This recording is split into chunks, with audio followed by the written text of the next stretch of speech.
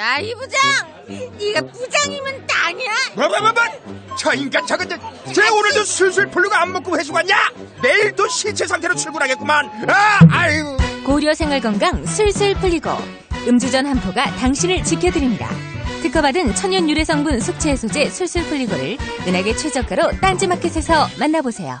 고민을 넣어준 내 친구 쇼한 침대. 쇼한 침대가 고민을 들어준다고? 편안한 잠자리의 친구 쇼한 침대. 그렇게 편안하니? 머리부터 발끝까지 너무나 포근한 느낌. 오늘부터 내 친구 쇼한 침대. 어디에 있다고? 딴지마켓에 있네. 영어 실력만 향상되는 게 아니라 이러다 정말로 인생이 바뀔 것 같다. 무한도전 김태호 PD 강력 추천. 통역사 출신 영어 독학의 신이 알려주는 궁극의 영어 마스터 비법. 영어책 한 권 외워봤니? 영어책 한 권이 통째로 복사됩니다. 영어책 한 권 외워봤니? 위즈덤 하우스.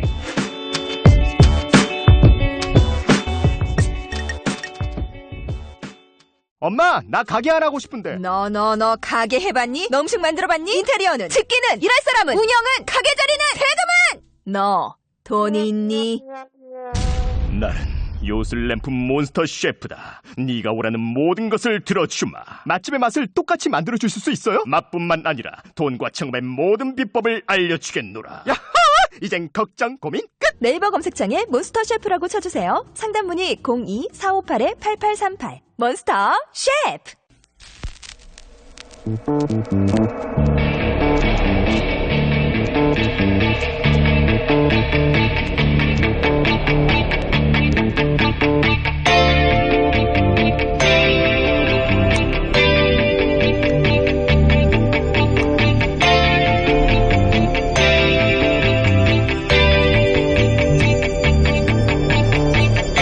안녕하세요, 김호준입니다. 박근혜 전 대통령이 구속됐습니다. 박 전 대통령의 비극은 아버지 박정희 전 대통령에서 시작됩니다. 박정희 전 대통령은 독재 정권의 비판적이었던 당시의 진보 기독교계를 제압할 정치적 필요가 있었습니다. 동시에 기독교 탄압이란 미국의 반발도 피해야 했죠. 이에 친정부 관변 조직인 구국 선교단, 구국 십자군을 창설하고 그 조직 수장으로 최태민을 고용합니다.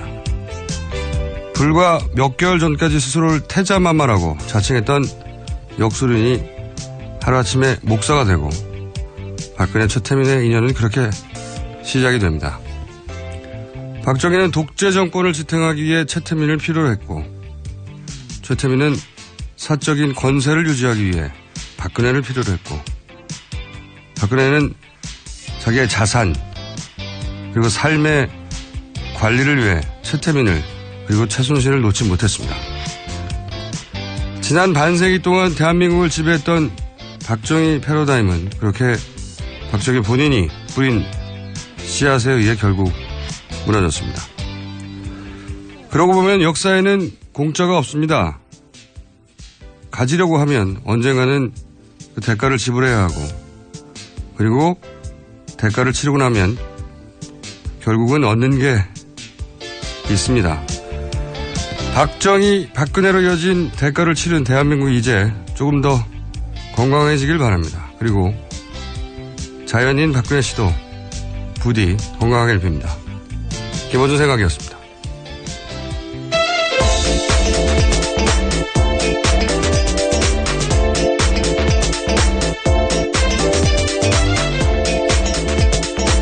시사인의 김은지입니다. 자, 첫 뉴스는 당연히 구속 소식이겠네요. 네, 박근혜 전 대통령이 오늘 새벽 3시 정도에 구속영장 발부됐습니다. 강구영 영장전담 판사는요, 주요 혐의가 소명되고 증거인멸 염려가 있어서 구속의 사유와 필요성, 상당성이 인정된다 이렇게 설명했습니다. 생각보다 일찍 나왔어요. 네, 그렇죠. 네, 영장 심사하는데 걸린 시간이 8시간 이상이었잖아요. 네, 거의 9시간 가까이 됐습니다. 네, 이게 최장 기록이라는데 심사숙고하느라 심사하는 기간이 길어진 게 아니라 혐의가 너무 많았어요. 13가지나 되죠? 예. 13가지 한꺼번에 혐의가 나오는 경우도 그렇게 많지 않거든요. 그리고 그래서 수사 기록이 10만 쪽이 넘었다고 그러죠. 10몇만 쪽이요? 네, 12만 쪽이 된다고 합니다. 네. 그런데도 새벽 3시에 나왔다는 건 사실은 다 써뒀다는 얘기죠. 내용은. 다 써뒀고, 뭐 길게 쓸 내용도 없죠. 사실은 영장 결정은. 판결문이 아니기 때문에 결론은 이미 나섰다는 거죠. 예. 자, 그리고 나서는 이제 구치소로 갔죠. 네, 4시 45분 정도에요. 경기도 의왕시 소재에 있는 서울구치소 들어갔습니다. 들어가서 우선은 사진 촬영, 지문 채취, 수용자 번호 지정 이러한 절차를 밟게 되는데요. 사진 촬영 같은 경우에는 영화에서처럼 이름표 받쳐들고요. 키 측정자 옆에 서서 워그샷이라고 하는 수용 기록부 사진 찍습니다. 이 이제 구치 과정은 저희가 잠시 후에 정청래 의원 연결해서 한번 자세히 들어볼까 하고요. 어떻게 되는지 경험자니까. 자, 그 전날 보니까 박지만 회장이 찾아갔다고 해요. 그죠? 네, 4년 만에 만났다라고 하는데요. 박지만 이지 회장 부부가요. 어제 삼성동 박근혜 전 대통령 자택 찾았습니다. 그래서 대화를 나눴다라고 하는데요. 친박 의원들에 따르면 박 회장은 누나 잘 지내냐 이렇게 물었다고 하고요. 이에 대해서 박 전 대통령은 오랜만이다라고 답했다고 합니다. 또한 박 전 대통령은 사저를 찾은 친박 의원들한테 자신이 떠나면서 가서 소명 잘하겠다 이렇게 말하기도 했고요. 또 편안히 볼 날이 있을 것이다 라는 인사도 했다고 합니다. 편안히 보겠다. 친박 의원들에게 네, 볼 날이 있을 것이다. 구치소에서 다 만나자는 얘기인가요? 예, 아직 미결된 수용자 같은 경우에는요, 하루에 10분이거든요. 한 명만 가능합니다. 아니, 이제 그분들 다 들어오라는 얘기죠. 네. 예. 가족 얘기하니까, 박지만 씨가 했던 얘기가 있어요. 피보다 진한 물이 있더라. 네, 그 정인회 사건 때 예. 조사받으면서 했다라고 하는 말이죠. 네, 피보다, 여기서 물은 제가 보기에는 물질인 것 같아요. 그냥 워터가 아니라. 사실은 최태민 씨 때부터 끊임없이 그런 얘기를 했죠. 가족을 멀리하라. 원래 이 사이비 종교가 가장 먼저 하는 게 가족 차단이에요. 근데 어릴 때는 그럴 수 있는데 성인이 되고 나이를 먹어가면서 스스로 판단해야 되는데 이제 그대로 행동했죠. 실제 박근혜 전 대통령은 가족을 멀리한 정도가 아니라 여동생이 하나인데 한센인 동원해서 머리채를 잡고 끌어내가지고. 네, 유경재단 폭력 사건 때 그런 식으로 했었죠. 멀리한 정도가 아니었어요. 네. 결국은 남는 거는 다시 가족이네요. 예. 그리고 그 뉴스를 보면서 좀 무슨 생각이 했냐면 오프닝에서 잠깐 얘기했지만 그 전에 제가 이제 새벽에 일어나니까 4시쯤에 제가 일어난단 말이죠 보통. 근데 마침 그때 구속이 됐어요. 네. 예. 그리고 생각해보니까 서울구치소가 임시정부 수준이에요 지금. 네.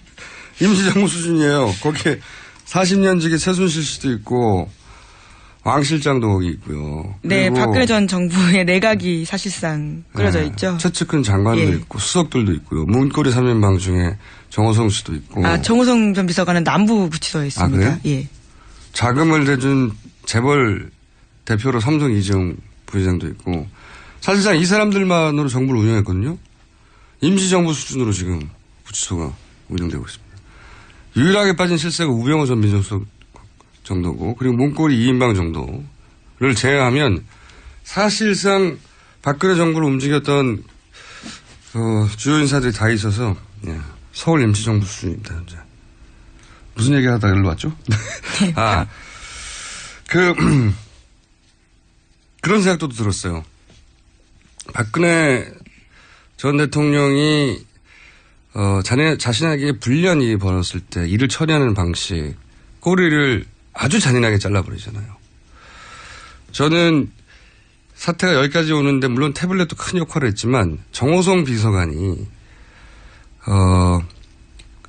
본인 선에서 꼬리가 잘릴까 봐 그 전에 생각해 보시면 그 정윤회 문건 사건인데 잘려나가는 걸 봤지 않습니까? 명백한 사건인데도. 그런데 이 사건이 터지고 나서 태블릿에 들어있는 문서를 정호성 비서관이 단독으로 그냥 준 것이다. 이렇게 결론 날 수도 있었어요. 그렇죠. 그때만 하더라도요. 네, 결론 날 수도 있었는데 그렇게 끝나지 않았던 이유가 정호성 비서관이 휴대폰에 남겨놓은 녹취록 때문이거든요. 네, 음성 녹취가 있었죠. 네. 저는 그때 정호성 비서관이 그런 생각을 했을 것 같아요. 그거를 충분히 버릴 시간이 있었는데 버려지지 않고 그게 집에서 압수수색 때 나왔다는 게 다들 의아해했거든요. 정호성 비서관 본인 입장에서는 나만 죽고 영원히 끝날 수도 있겠다. 자기 보호의 최소한의 방어 수단으로 그 녹취록을 버리지 않았다고 보거든요. 박근혜 전 대통령이 그 전에 그렇게까지 잔인하게 자기한테 불리하다 싶으면 아무리 충성했던 사람도 단칼에 베어내고 자기만 살려고 했던 그런 패턴이 아니었다면 이번엔 거꾸로 살았어요. 제가 보기엔. 벗어날 수 있었어요. 어떻게든. 자업자득이죠. 네. 자업자득 하니까 또 생각나는 게 이 뉴스가 워낙 큰 뉴스니까 박근혜 전 대통령이 몰라온 결국은 최태민, 최순실로 이어지는 그 인연 때문인데 이 아이러니한 것이 지금까지는 알려진 게 이제 유경수 여사 사망 후에 위로 편지 때문에 인연이 시작됐다 이런 식으로 알려졌잖아요. 제가 취재한 결과는 아닙니다. 이 최태민 씨가 이 역사에 등장하게 된 건 유경수 혹은 박근혜 이 두 분 때문이 아니라 박정희 전 대통령 때문이에요. 이게 이제 숨겨진 사건이 뭐냐면 조지 오글이라는 목사가 있었어요. 들어보셨어요? 아니요. 예. 그러니까 이 시사를 담당하는 김원진 기자도 모르니까. 근데 조지 오글이라는 목사가 감리교 선교사였어요. 숨겨진 역사 중에 하나인데 기독교 역사에서는 등장합니다. 이번에 이제 경인 지역, 인천 중심으로 소위 산업선교, 그러니까 못 먹고 못 사는 노동자를 대상으로 한 선교 개척자예요, 우리나라에.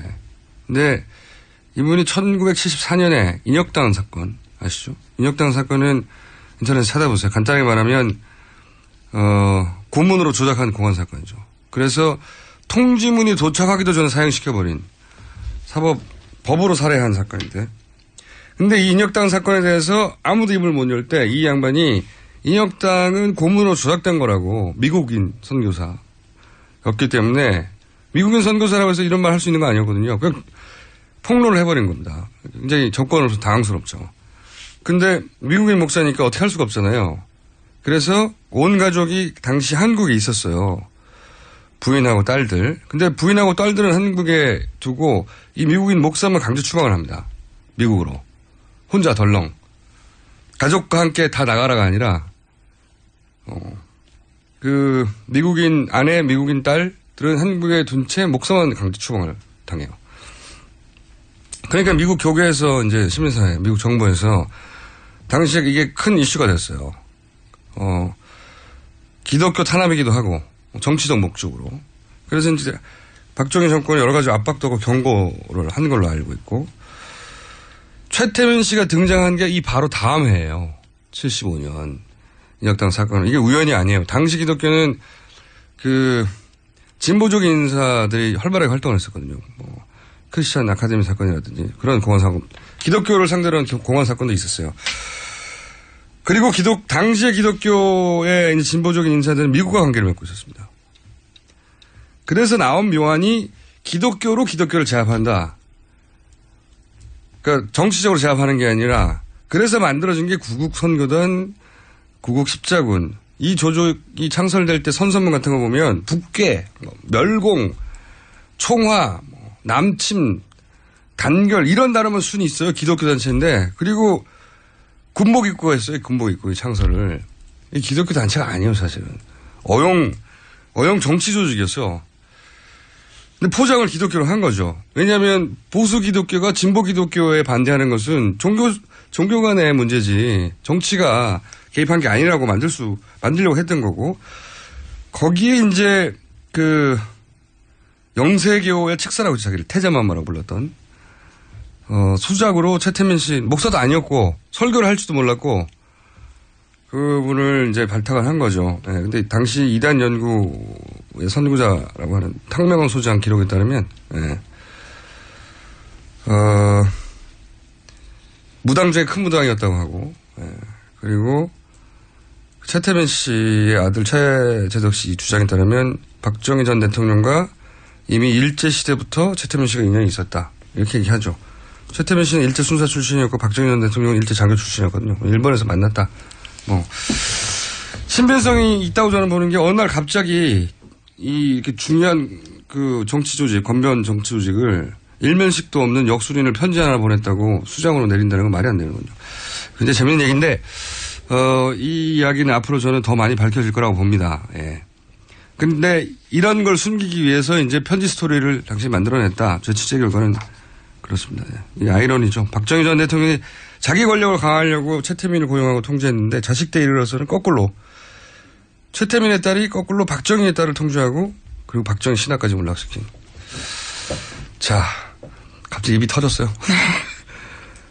그런 일이다. 본인의 몰락은 본인이 권력욕 때문에 시작된 것이다. 본인의 신화의 몰락은. 언제 길게 할 얘기를 한번 할 시간이 있겠죠. 예. 내가 너무 많이 잡아먹었네? 제목 정도 정리하죠. 예. 네. 세월호 오늘 목포신항으로 출발해서요. 지금 또 목포신항을 가고 있습니다. 네. 하지만 부식이 굉장히 심각해서요. 당장 수색하기 힘들 수도 있다라는 이야기가 나오고 있습니다. 그러니까요. 그래서 뻘도 너무 많고 이게 조사 시기, 조사 방법 이거 원점에서 다 다시 고려해야 되는 게 아닌가 이런 상황인 거고요. 예. 또 제목만 급히 읽을 수 있겠습니다. 여기까지. 왜냐하면 저기 미니 인터뷰가 하나 준비되어 있거든요. 예. 네. 뭘로 말씀을 드릴까요? 너무 많죠? 예. 우병우 수석 같은 경우에는요. 남아있는 가장 핵심적인 수석은 구속되지 않고 기소되지 않고 우병우 전 민정수석이죠. 예, 우병우 전 수석 관련해서는요. 세월호 수사 외압했다라는 거에 대해서 검찰이 수사를 하고 있고요. 이에 대해서 담당 검사의 진술도 확보했다라고 합니다. 당시 외압을 받았다고는 예. 그 외압을 받았다고는 광주지검의 그 부장검사 이제 부장검사로부터 진술 확보했다는 거죠. 외압했었다고. 네. 실제로 우병우 전 수석은요. 청문회 때 전화 건 사실을 인정했습니다. 근데 외압은 아니었다고 했죠. 네네. 네. 자, 나머지 안철수 후보가 4연승해서 당연히 예상된 건데 후보로 거의 확정적이고 오늘은 한국당이 확정되죠, 후보가? 네, 자유한국당 후보 확정됩니다. 예. 더불어민주당은 영남에서 경선이 있습니다. TV 토론 마지막이고. 예, 어제 마지막으로 했고요. 안희정, 이재명 두 후보가 2, 3위 콜라보를 하겠다고 하는 그런 뉴스가 있더라고요. 굉장히 개인적으로 흥미롭게 보는데 원래 결선을 가고자 하는 게 목표잖아요. 근데 두 후보가 콜라보를 해서 어쨌든 결선에 가자. 예. 굉장히 흥미로운 제안이라고 봅니다. 예. 자, 여기까지 하고요. 저희가 또 걱정하는 게 뭐냐면 박근혜 전 대통령이 이제 구속되면서 친박 집회들 안 그래도 과격해서 사실 기자들도 많이 다치고 했잖아요. 예. 그런 뉴스가 계속 쏟아져 왔었죠. 예, 저희 취재 기자들도 맞아서요. 상처가 나고 그랬습니다. 그러니까 특정 기자만 그러는 게 아니라 거기 보이는 기자 다 때리고 있습니다. 취재하는 모든 기자들 그리고 주민들에게도 그래서 제가 도대체 어느 정도인지 이 문제를 한번 간단하게 짚어볼까 합니다. 미니로 그런 뉴스만 접했지. 친박 집회의 폭행들이 어떤 식으로 벌어지고 있는지 윤석빈 전국 언론노동조합 특임부위원장 연결됐습니다. 안녕하세요. 네, 안녕하세요. 네, 여보세요? 네, 목소리를. 네, 안녕하세요. 상쾌하게 해주십시오. 네. 네. 간간히 접하긴 했는데. 네. 이 친박 집회에서 이제 이 폭행 사태로 언론인들이, 곤욕을 치는 게 어느 정도입니까? 지금 현재 공식 집계가 된 부분은 없는데요. 예.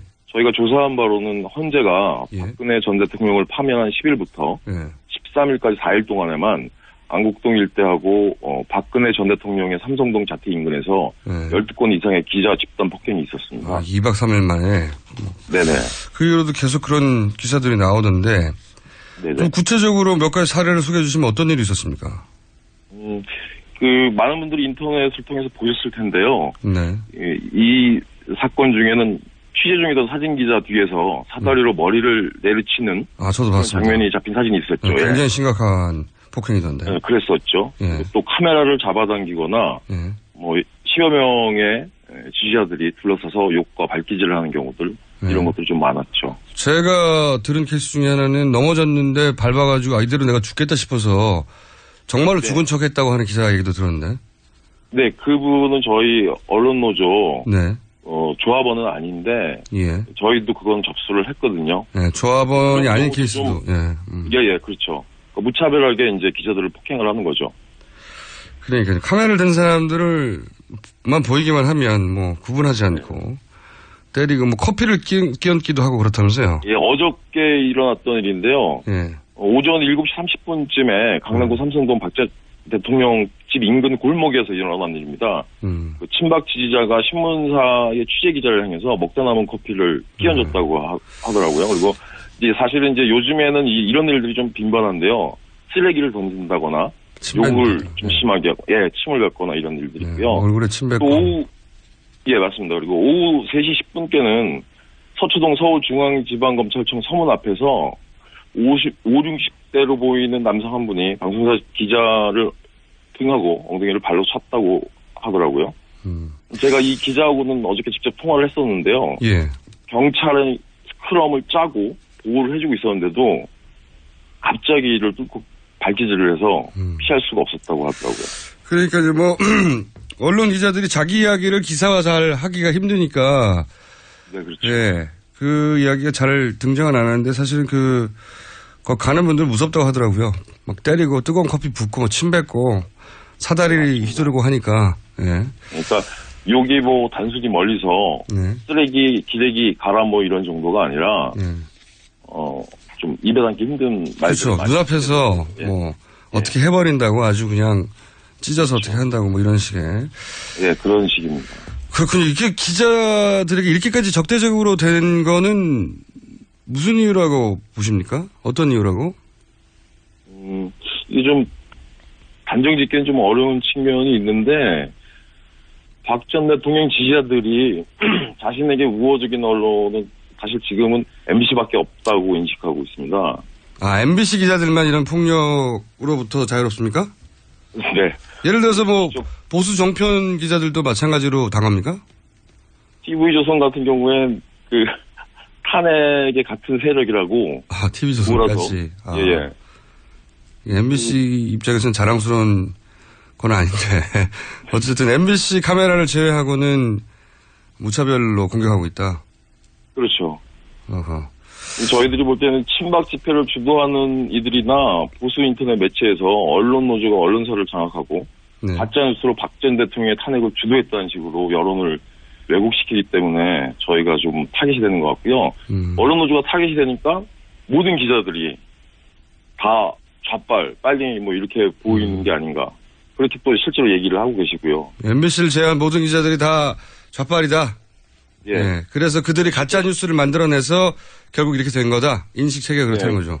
예, 사례를 하나 들자면 지난 2월 13일 날 국회 환경노동위원회에서 MBC 경영진의 노조 탄압 등 부당 노동 행위로 백종원 MBC 부사장을 고발하고 경영진에 대한 청문회 개최를 의결했었거든요. 근데 3일 뒤인 2월 16일 날 MBC는 뉴스를 통해서 더불어민주당이 MBC 청문회 개최를 밀어붙이는 데에는 민주노총 산하의 언론 노조가 사실은 배후에 있다는 식으로 여론을 선동을 했습니다. MBC만 정상이라고 생각하는군요, 지금. 정상인 정도가 아니라요, 애국이라고 얘기합니다. MBC만. 이건 MBC 입장에서는 입장을 내놔야 될 뉴스인 것 같은데. 자, 마지막 질문인데. 네네. 앞으로 이게 더 폭력적이 될 거라고 보십니까? 아무래도 오늘 구속이 됐기 때문에 박 전 대통령이 구속이 됐기 때문에 좀 더 궤양될 거라고 좀 보여지고요.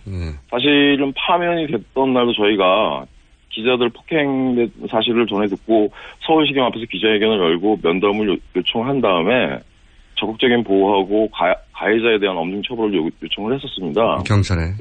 그래서 경찰이 입장문을 공식적으로 발표를 했고 최근 들어서 스크럼도 짜주고 비교적 적극적으로 좀 보호 조치를 해주고 있는데 아무래도 지금 다시 촉발이 돼서 교양될 수 있거든요. 4월 1일 날 또 집회들이 예고가 돼 있는 것들이 있어서 저희도 좀 예의주시하고 좀 봐야 될 것 같고요. 경찰에도 다시 한번 보호 요청을 해야 될 것 같습니다. 알겠습니다. 조심하시고요. 오늘 말씀 감사합니다. 예, 고맙습니다. 네, 윤석빈 전국 언론노동조합 특임 부위원장이었습니다. 혹시 현장에서 맞은 적 없어요? 저희 후배가 맞아서요. 네. 맞는 자리에서 태극기 집회, 속칭 친박 집회에 나온 어르신이 태극기 손 그려진 모자를 줬답니다. 그거 쓰고 있으면 안 맞을 거라면서요. 실제로 정말 그러고 나서는 좀 괜찮아졌다고 합니다. 저는 저희 사무실 앞에 태극기 흔드시는 분들이 저를 몰라가지고 저는 안전한데. 자, 여기까지 하겠습니다. 지금까지 시사인의 김은지였습니다. 감사합니다.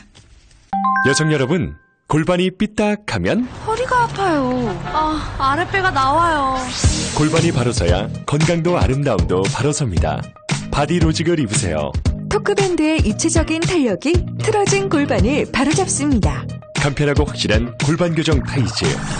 바디로직. 삐딱한 남성 골반에도 역시 바디로직. 바디로직의 효과를 못 느끼셨다면 100% 환불해드립니다. 자세한 환불 조건은 홈페이지를 참조하세요. 굶고 뛰고 땀 빼고 다 해봤다. 그래봐야 소용없었다. 다이어트는 결국 먹는 게 문제다! 동결건조 채소와 곡물, 단백질, 그리고 효소와 비타민, 미네랄로 만든 다이어트 전용 그린 스무디로 하루 한두 끼만 바꿔 드세요. 검색창에서 비타샵을 검색해주세요. 아무도 묻지도 따지지도 않고 가입하셨다고요? 보험은 너무 어려워요. 걱정 마십시오. 마이보험 체크가 도와드립니다. 1800-7917 마이보험 체크로 지금 전화주세요. 1800-7917 이미 가입한 보험이나 신규 보험도 가장 좋은 조건을 체크해서 찾아드립니다. 인터넷 한글 주소 마이보험.com 또는 카카오톡에서 아이디 검색 마이보험을 친구 추가하여 상담하실 수 있습니다.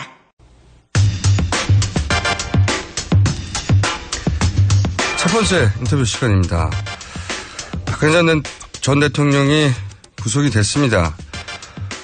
이제 남은 실세 우병우 전 민정수석이라고 보는데, 자, 우병우 전 민정수석을 상대로 한 청문회에서의 질문 과정에서 습가 요정이라고 하는 본인의 외모하고는 어울리지 않는 요정의 별명을 얻어낸 국민의당 김경진 요정 의원을 연결해보겠습니다. 안녕하십니까? 안녕하십니까? 제가 웃겠습니다. 네, 저도 시사 요정이라 불리니까요. 네. 네. 의원님 그럼 습가 요괴라고 할게요. 네. 자, 여기까지 하고, 법률적으로는 뭐 당연히 구속돼야 마땅한 상황이었던 거죠. 예, 그렇습니다. 이게 워낙 중형이 예상되는 상황이고요. 네. 이제 법 자체 특가법 뇌물이니까 아무리 적게 해도 최소 10년이고요. 네. 통상 대법원 양형 기준에 따르면 20년 이상 형이 선고 가능성이 높은 사건입니다. 네. 이제 그러다 보니까 이게 그렇게 실제로 형이 선고가 어느 정도 가시화되면 도주 우려가 있다라고 이제 법원에서는 판단을 하는 거고요.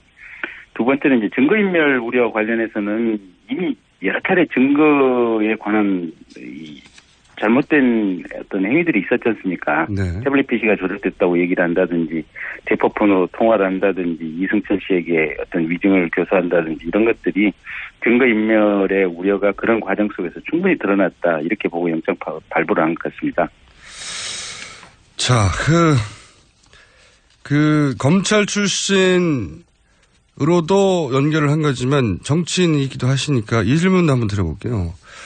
박근혜 전 대통령의 구속은 뭐 사실상 법률적으로 거의 확실시 됐는데, 근데 이제 여기에 대해서 의견들이 분분했던 것은 박근혜 전 대통령의 구속이 이제 정치적 역풍을 불러오지 않겠느냐. 그래서 검찰이 고심이 없을 수 없다. 뭐 이런 관측들, 분석들이 있었는데, 소위 정치적 역풍에 대해서는 어떻게 판단하십니까? 그러니까 이게 구속을 해도 역풍이 있을 수 있고 구속을 하지 않아도 역풍이 있을 수 있고 그러거든요. 네네. 결국은 이 국민들의 민심에 따른 풍향계가 이 바람을 일으킨 거니까요. 네. 근데 그 그렇기 때문에 이래도 역풍 저래도 역풍이라면 당연히 이 법과 원칙에 따라서 판단을 할 수밖에 없는 것이 법조계의 사정이고요. 네. 그러면 어느 역풍이 더 적게 불 것이냐. 그래서 국민들의 마음을 이렇게 헤아려 보면 대체로 국민들 10명 중에 7명은 박근혜 대통령에 대해서 구속수사는 당연한 것이다. 이렇게 생각을 하고 있고 구속수사를 안 했으면 좋겠다라고 하는 국민의 마음은 10명 중에 3명에 불과한 이런 상황들이거든요. 네네. 그래서 지금 이제 오늘 새벽 구속 집행이 됐는데 실은 그 탄핵 막바지에 모였던 태극기 집회 참석자하고 네. 어제 영장 실질심사를 받으러 갈 때 박근혜 전 대통령 자택 앞에 모여있던 숫자하고 현격히 다르지 않습니까? 네네. 그래서 구속이 되고 또 기소가 되고 재판에 넘어가면 그 숫자는 더더욱 줄어갈 거거든요. 그래서 우리 사회가 굉장히 합리적이고 건전한 또 이 높은 수준을 가진 국민들로 이루어진 이런 국가이기 때문에 극우 보수적 관점이 판칠 수 있는 이런 분위기는 아니라고 봅니다. 그래서 극소수가 어떤 극우 보수에 의한 역풍을 고려한다라고 하는 것은 굳이 큰 어떤 정치 상황 속에서 이렇게 의미 있는 부분은 아니다 이렇게 봅니다. 대선에 영향을 미칠 만큼의 역풍은 없을 것이다 이렇게 보시는 거군요. 네. 예, 그렇습니다. 만약에 구속이 안 됐다면 대선 판도에 직접적인 영향을 미칠 정도로 뭔가 강한 바람이 불었을 텐데 구속이 이 법 원칙에 따라서 되다 보니까 이 대선 판도에는 아무런 영향을 미치지 못할 것이라고 봅니다. 저도 동의하는 것이 그 보수 진영에서는 구속이 가져올 역풍을 기대하겠지만 사실은 탄핵 그리고 검찰 출석, 영장 신청, 발부 이게 단계적으로 충격이 완화되어서 연착륙되었기 때문에 네. 뭐랄까요 어쩔 수 없는 일이 일어났다고 받아들여지는 정도까지 이게 단계적으로 충격이 완화된 것 같아요. 네. 그러니까 이게 대한민국 국민이요 지금 10명 중에 9명이 대학교를 졸업한 사람들입니다.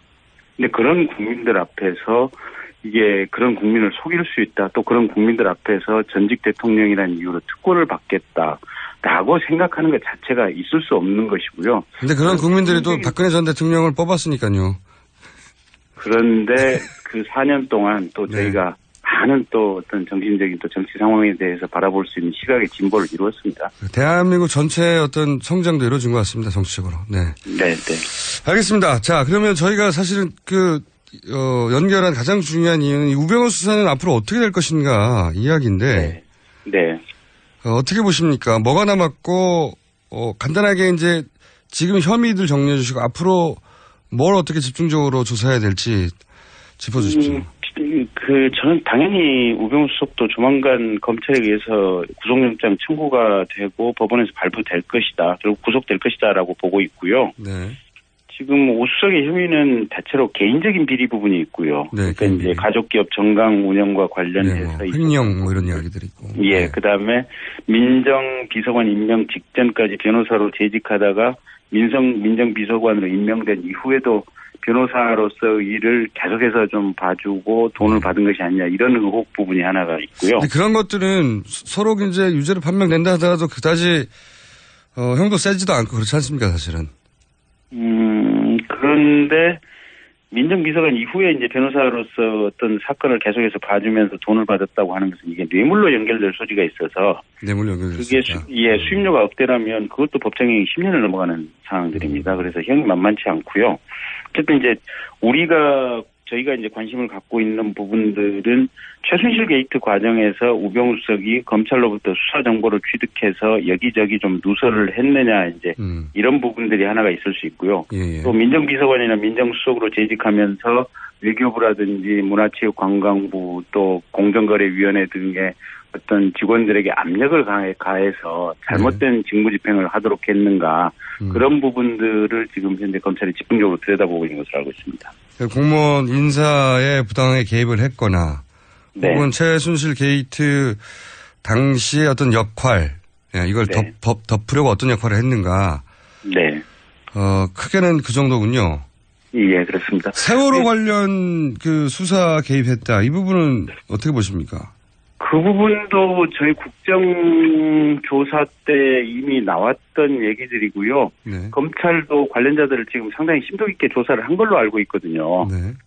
그 세월호 당시에 이제 해경이 구조를 정말로 이게 무능해도 그렇게 무능할 수가 없을 정도로 그런 방식으로 지금 구조 작업을 진행했지 않습니까? 네. 그래서 최종적으로 이제 1, 2, 3정 정장이 징역 3년의 실형을 선고받았었는데 이 세월호 관련자들에 대해서 광주지검이 이제 업무상 과실치사죄로 수사를 시작하니까 청와대와 법무부 상층부에서 이걸 필사적으로 막았다. 그렇죠. 예, 국가 책임이 인정이 되면 그게 실질적으로 대통령에 대한 책임, 또 대통령에 대한 어떤 정치적인 책임의 빌미가 되기 때문에 이걸 막으려고 했었던 것이고, 네. 그래서 광주지검이 해경 본청을 압수수색하러 가니까 해경이 온몸을 다해서 저항을 했고, 그래서 그 과정에서 당시 민정비서관이던 우병우 수석이 이게 해경에 전화를 해서 또 검찰에 전화를 해서 압수수색하지 마라 라고 압력을 행사했던 부분이 하나가 있습니다. 민정수석이 해경 편을 들었죠. 예, 그렇습니다. 그래서 최종적으로 이제 그 검찰이 그럼 영장이 발부됐는데 어떻게 하냐 뭐 이렇게 했더니 이제 그 검찰이 추가로 다시 영장을 발부받아 와서 이제 해경 서버를 압수수색을 했었는데요. 어쨌든 이 민정수석이라고 하는 신분이 정치인인 대통령의 보좌관이기 때문에 이 사람은 검찰총장과 어떤 사건에 대해서 얘기를 하고 일반적인 지시는 가능하지만 직접 그 해당 수사부서의 부장검사나 차장검사, 검사장과 같은 이 수사 직접 관계자들에게 통화를 해서 사건에 대해서 왈가왈부하는 것은 검찰청법을 분명히 위반한 거거든요. 거기다가 구체적인 압력성 내용까지 있다면 이건 직권남용 범죄 부분이 분명히 성립될 부분이어서 그 부분은 아마 충분히 기소 가능하리라고 보고 있습니다. 자, 최순실, 근데 이제 많은 사람들이 가장 궁금해하는 것은 최순실 게이트에 과연 우병우 전 민정수석이 아무런 개입도 없었을까? 단순히 이제 영장이, 청와대 압수수색 정보가, 누출됐는데 역할, 뭐 이 정도밖에 없었을까? 이런 의구심을 갖지 않습니까? 그러니까 이게 지금 어제가 세계일보 보도를 보면 그 작년 10월 29일 날에 있었던 서울지검의 청와대 압수수색하는 과정에서 민정수석실에 있는 비서관하고 압수수색을 담당하고 있던 팀의 부장검사하고 도합 6차례나 이렇게 전화통화를 했다라는 내용이 있거든요. 압수수색 전에 청와대, 예. 예. 그래서 이게 수사의 주체와 수사의 대상자들이 서로 이렇게 긴밀하게 통화를 한다고 하는 것은 말이 안 되죠. 결국은 수사 정보 누설 가능성이 있지 않느냐 이제 이런 추측이 가능할 수 있는 부분이고요. 네. 실제로 제가 국정감사 과정에서 이게 말씀드렸던 대로 그 독일에 있던 최순실 씨가 한국으로 전화를 해서 이 컴퓨터라든지 이런 저런 증거물들을 지금 폐기하라라고 지시를 하지 않습니까? 전화상으로. 시점을 정해서 맞습니다. 예. 그러면 그 독일에 있는 최순실 씨는 이게 검찰에서 압수수색 나온다고 하는 정보를 어떻게 취득을 했을까? 결국은 우병우 어떻게 알았을까? 여기서 나온 거 아닙니까? 예, 그렇습니다. 쓸까? 요괴가 되신 게, 예. 네. 그래서 그건 중간에 있는 우병우 민정수석이 중간에서 이 검찰 수사 정보를 취득해서 알려줬기 때문에 그런 과정이 가능하지 않았을까 추정이 충분히 가능한 부분들이고요. 그렇죠. 합리적 추정이죠. 예. 그다음에 또 한 가지가 그 최순실 씨가 지금 롯데그룹에 대해서 압수수색이 나가기 직전까지 롯데로부터 받았던 70억을 다 돌려주라라고 얘기를 했지 않습니까? 갑자기. 예. 근데 그것도 이 롯데에게 압수수색으로 나갈 시점을 정확히 알고 있었기 때문에 돈을 돌려주라라는 얘기가 있었는데 그렇다고 한다면 검찰의 수사 정보가 속속들이 사실은 최순실 일당에게 다 이렇게 전파돼서 나갔고 그러면 그 전파돼서 나간 통로가 중간 거점 통로가 누구냐. 그 부분 저희들은 합리적으로 추정해 볼 때 우병우 수석밖에 없다라고 보는 것이고 검찰이 그 부분을 명확히 밝혀내서 우병우 수석을 단죄하고 또 검찰 내부를 단죄해야만이 국민들이 검찰에 대한 신뢰를 되찾을 수 있지 않을까 싶습니다. 그런데 이제 마지막 질문인데 소위 말하는 우병우 라인이 살아 있다고 하는데 그게 가능하겠습니까? 그러니까 말입니다. 지금 사실 대통령부터 비롯해서 대통령, 삼성 부회장, 비서실장 모두가 다 가장 강한 실세들이 다 구속됐는데도 우병우 민정수석은 여전히 밖에 있어요. 대단합니다. 그래서 이제 다만 이제 조금 희망적인 것은 그래도 과거보다 희망적인 것은 박근혜 대통령이 탄핵당하고 구속이 되면서 분위기는 완전히 바뀌었다라고 이제 검찰 내부에서도 느끼고 있기 때문에 과거보다는 조금 더 적극적인 수사 의지를 보이고 있는 것은 분명한데요. 이제 그래도 검찰 자신들의 어떤 내부 치부를 검찰 스스로 얼마만큼 수사할 수 있을 것인가 이제 이게 관건이고 사실은 그게 한계가 있을 수밖에 없다라고 보고 있습니다. 그래서 저희로서는 일단 검찰이 제대로 수사하고 있는지를 국회에서는 이 행정부 감시 견제 기능을 통해서 적극적으로 좀 들여다보고 감시를 하면서 조금 부족하다 싶으면 특검을 추진할 수밖에 없지 않나 싶습니다. 우병우 특검이 가능할 수도 있겠다.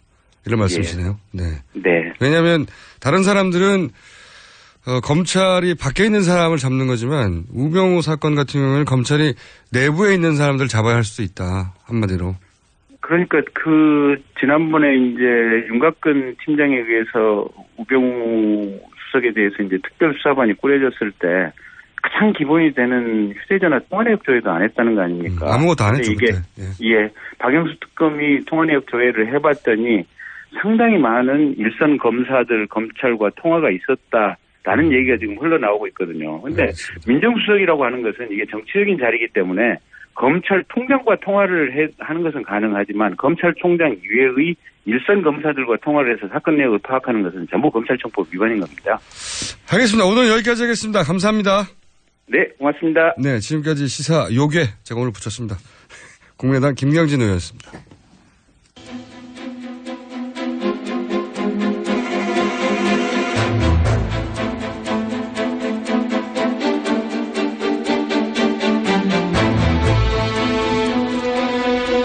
네, 원래 두 번째 순서는 전화 연결을 하려고 했는데 갑자기 스튜디오에 나타나셨어요. 정청래 전 의원 나와 계십니다. 안녕하십니까. 여러분 안녕하십니까. 이 시대 참 서울구치소 전문가 정청래입니다. 지나가는 길에 들렀어요. 저희 집 근처에요 여기가. 아 그렇군요. 하필이면. 네. 다음부터는 그냥 전화로 해주세요. 또 나올게요. 자, 박근혜 전 대통령 시간이 짧아가지고 오늘은 빨리빨리 진행해볼게요. 다음에는 저희가 좀 길게 시간 잡아서 모시겠습니다. 네. 저희가 오늘 모신 거는 이제 서울구치소를 여러 번 다녀가셔가지고 구치소 사정을 잘 아셔서 구치소 전문가로 불렀습니다. 네. 다른 정치적 견해 안 궁금하고요. 서울구치소 2번 갔다 오고요. 네. 옥중 투쟁위원장까지 역임한 사람은 흔치 않습니다. 그리고 국회의원이 된 사람도 흔치 않고요. 네. 그리고 국회의원 됐다가 지금 이제 아무 백수시고요. 우선 박근혜 전 대통령 구속영장 발부에 대해서 한마디 하신다면요? 사필 규정 자업자득. 네, 뭐 거기까지는 당연합니다. 네. 근데 정치인의 한 사람으로 저도 사실은 당연히 박근혜 전 대통령은 구속돼야 된다고 생각하는 사람. 100% 될 거라고 봤어요. 그리고 되어야 마땅하다고 생각하는 사람이지만 또 기쁨과 동시에 착잡함도 있더라고요. 네, 그렇습니다. 네. 그러니까 대한민국 헌법 11조 모든 국민은 법 앞에 평등하다. 헌법수 의지가 없었던 박근혜 대통령을 탄핵하고 헌법이 또 지켜진 거잖아요. 구속됨으로써. 그렇죠. 예. 그래서 국가적으로 보면 그리고 헌법이 지켜졌다는 부분에 있어서는 뭔가 바로잡았다 이런 뜻이 있지만 제가 아침에도 밤샜거든요. 구속되는 장면 쭉 보면서. 그래서 트위터도 그렇게 했었어요. 참 기구하다. 네. 그리고 자연인으로서는 참 기구한 운명이죠. 개인적으로 참 안 됐다. 그러나 이것이 개인의 문제를 떠나서 국민과 국가의 문제이기 때문에 어쨌든 법정의를 바로 세우는 차원에서는 잘된 일이다 이렇게 보고 있습니다. 네, 저도 그렇게 생각합니다. 예. 자, 그러면 본론으로 들어가서 구치소 이거 어떻게 되는 거예요? 수감 절차. 저는 구치소는 이제 면회만 많이 가봤지. 네. 서울구치소. 아직 거기까지는 못 가보셨군요. 그 안에 통과해서 들어가 보지는 못했어요. 네. 네. 항상 신청하거나 구치소장님을 만난 적은 있습니다. 네. 제발 좀 면회 좀 시켜달라고. 저는 면회를 안 시켜줘가지고. 예. 차량이 구치소 정문을 들어가는 순간 박근혜 피의자 구치소에서 이제 재소자가 되는 거거든요. 예. 서울구치소에 있는 재소자 이렇게 예. 되고요. 가자마자 이제 제일 먼저 뭘 합니까? 간단한 교육을 받고요. 무슨 교육을 받습니까? 구치소 뭐 생활 뭐 이런 거 간단하게 뭐 근데 박근혜 대통령까지 한테까지 그거 할지는 모르겠어요. 일반 재소자의 경우는 그렇게 합니다. 뭘 교육하죠 보통? 뭐 아침 몇 시에 일어나고 뭐 그런 기본적인 오리엔테이션을 하고 그다음에 가장 이제 개인으로서는 아마 망연자실한 과정이 있는데 그게 이제 신체 검사입니다. 신체 검사. 네. 모든 옷을 탈의해야 됩니다. 탈의해야 되고. 네. 그리고 이제 물론 뭐 여성은 여성 교도관이, 그렇습니다. 남성은 남성 교도관이 그렇습니다. 예. 그래서 일단 뭐 어떤 지병이 있는지 뭘 숨겨 들어온 건 없는지 기본적으로 다 하거든요. 서울구치소는 예외가 없답니다. 아, 구치소 자체는? 네. 예외도 없고 열애도 없어요. 그래서 기본적으로 그걸 안 하면 그 교도관이 다치게 돼 있어요. 그럼 사실 뭐 이렇게 뭐 숨겨 들어온다든가 이런 게 있으니까. 네, 그렇습니다. 그리고 실제로 그건 당연히 해야 됩니다. 어느 누구든 대통령이 금속으로 만든 것들은 다 안 된다면서요? 다 안 됩니다. 안경도 뿔테야 하고. 네, 그렇습니다. 그래서 핀도 플라스틱은 되고 본인이 제일 이제 괴로운 과정이 아마 머리핀 뽑는 거지 않을까. 그러니까 금속이기 때문에 안 된다. 네, 그렇습니다. 네. 그래서 그런 절차 검신이라고 하죠. 검신. 네, 그렇습니다. 아니, 그 전에 한 가지 궁금한 게 보통 이제 지난번 특검은 검찰청에서 한 게 아니기 때문에 구치소에 아예 대기하고 있었잖아요. 네. 그 영장 심사하는 과정 중에 검찰에서 대기하고 있을 때는 어디가 있습니까? 보통 비둘기장이라고 하는 검찰 유치장이 있거든요. 비둘기장. 한 평 정도 되는. 한 평. 굉장히 숨막히는 좁은 공간이에요. 저도 거기 가봤는데, 박근혜 대통령은 조사받았던 1001호, 옆에 있는 1002호에 있었다고 그럽니다. 그건 좀 특별한 배려였죠. 아, 배려였군요. 네. 비둘기방이 아니었고. 네, 비둘기장이 아니었어요. 보통은 비둘기장이라고 하는 곳에 일부러 오래 넣어두죠. 그렇습니다. 답답해서. 면회를 안 시키려면 조사도 안 하면서 일부러 불러가지고 하루 종일 거기 이렇게 있게 하고 그다음 들여보내고 이런 경우도 있습니다. 특수 용어가 있었습니까? 불러뽕이라고. 불렀다가 조사를 안 하는. 저도 그 불러뽕을 한번 당했습니다. 불러뽕을 당한다면 멘붕이 된다면서요? 그렇습니다. 네. 그러니까 조사한다고 부른 다음에 아주 좁은 방에다가 사실은 잠시 들어갔다 나온 방인데 하루 종일 꼼짝도 못하게. 그 잠시 몇십 분 있기도 어려워요. 그렇군요. 굉장히 복잡하고 이 폐쇄공포증 이런 것도 생길 수 있고. 알겠습니다.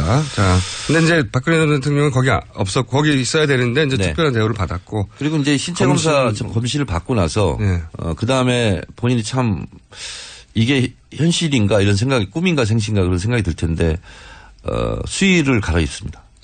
그 순간이 가장 충격적입니까? 보통은? 그렇습니다. 예.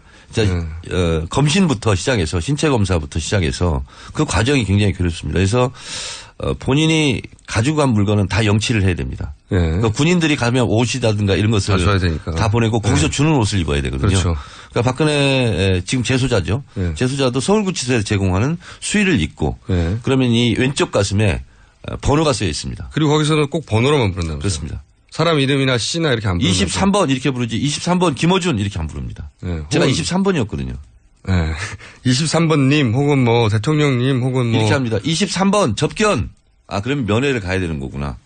23번 출정. 그러면 재판받으러 법정에 가는구나. 이렇게 됩니다. 그래서 그 과정을 거치면 이제 교도관이 앞에 섭니다. 그리고 교도관을 따라갑니다. 등을 보고서 걸어가는 그 심정. 내가 어디로 갈지도 몰라요, 지금. 근데 서울구치소는 1, 2, 3방이 독방이거든요. 1.04평. 4발짝밖에 못 걷습니다. 근데 전직 대통령들의 구속 사례를 보면 사실 특별방을 따로 만들어줬어요. 좀 큰 방을. 그러니까 5, 6명 있는 홍거방을 따로 마련해서 준다. 이렇게 되면은 5, 6명 자는 방을 비우고 한 사람만 있게 한다는 거죠. 지금? 그렇습니다. 그렇게 되면 이제 그러면 그 옆방은 또 홍거방들이 있잖아요. 그러면 바로 특별 혜택을 보이는 게 바로 가시적으로 보이잖아요. 그래서 보통의 경우는 구치소에 병원이 있거든요. 병원에 딸린 병사가 있습니다. 아, 별도로 개조를 그래서 거기서 이제 뭐 3평 정도 안팎되는 그런 병사에 보통 가 있고. 일반 재소자하고 좀 떨어져 있습니다. 떨어져 있는 곳에. 네. 그렇게 될 것이다. 서울구치소 이제 정문 올라가면 왼쪽에 이제 남사, 왼쪽에 이제 여사거든요. 근데 여사는 좀 규모가 작아요. 그래서 그 본 사동 상중하로 돼 있거든요. 1, 2, 3방이 독방이고 4방부터 홍거방이거든요. 근데 1, 2, 3방이 독방인데 4방이나 5방에 갑자기 뭐 큰 방으로 줄 수가 없잖아요.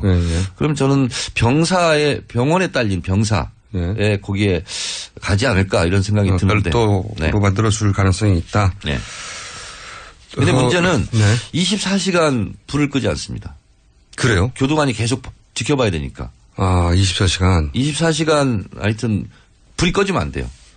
제가 제일 궁금한 건 이겁니다. 이제 박근혜 전 대통령의 이제 이 탄핵 그 과정 전체를 보면 현실 감각이 굉장히 떨어지거든요. 네, 그렇습니다. 대통령에서 파면된 이후 집으로 돌아가서 검찰 수사를 상대하는 방식이나 그 내내 현실 감각이 굉장히 떨어지거든요. 주변의 사람들에 둘러싸여서 그런 건지도 모르겠는데.